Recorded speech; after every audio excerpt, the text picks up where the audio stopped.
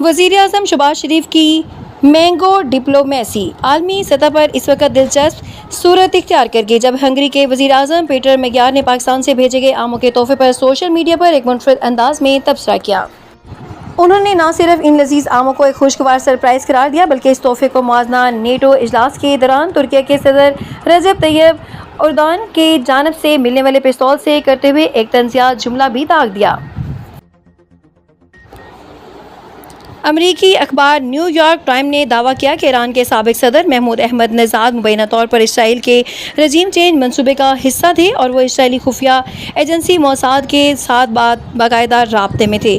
احمدی نژاد کی موساد کے سربراہ ڈیوڈ برنیا سے خفیہ ملاقاتیں بھی ہوئی تھیں۔ امریکی اخبار نے امریکی حکام اور دیگر باوثوق ذرائع کے حوالے سے دعویٰ کیا کہ ایران میں حکومت کی تبدیلی کے کئی سالہ منصوبے کے تحت اسرائیل نے محمود احمد نژاد کو دوبارہ اقتدار میں لانے کی سرگرم کوششیں کی ہیں۔ موساد کے سربراہ ڈیوڈ برنیا خود احمد نژاد کو ایران کے اقتدار میں واپس لانے کی مہم کی نگرانی کر رہے ہیں۔ امریکی صدر ڈونلڈ ٹرمپ نے خلیجی ممالک سے مطالبہ کیا کہ وہ ابنائے حمز کی حفاظت اور سیکیورٹی کی مد میں امریکہ کو ہونے والے تمام تر اخراجات ادا کریں۔ اوول آفس میں صحافیوں سے گفتگو کرتے ہوئے امریکی صدر نے واضح کیا کہ چونکہ امریکی فوج دنیا کے ایک انتہائی امیر ترین خطے کو تحفظ فراہم کر رہی ہے، اس لیے ان ممالک پر یہ واجب العطا ہے کہ وہ امریکی اخراجات کی تلافی کریں۔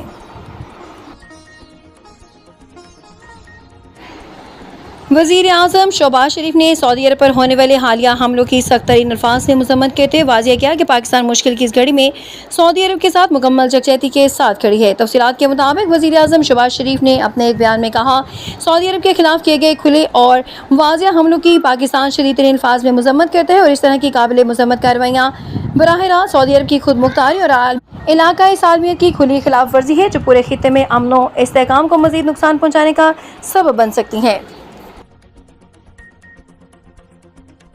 مشرق وسطی میں کشیدگی انتہائی خطرناک حد تک بڑھ گئی ہے، جہاں امریکی فوج نے مسلسل تیسری رات ایران پر شدید فضائی حملے کیے۔ ایران نے بھی سخت ترین جوابی کارروائی کرتے ہوئے بحرین میں قائم امریکی بحری بیڑے، فوجی اڈے اور آبنائے حمز میں سپر ٹینکرز کو میزائلوں اور ڈرون سے نشانہ بنانے کا دعویٰ کیا۔ خطے میں جاری اس جنگی صورتحال کی وجہ سے عالمی سطح پر توانائی کا بڑا بحران پیدا ہونے کا خدشہ ظاہر کیا جا رہا ہے۔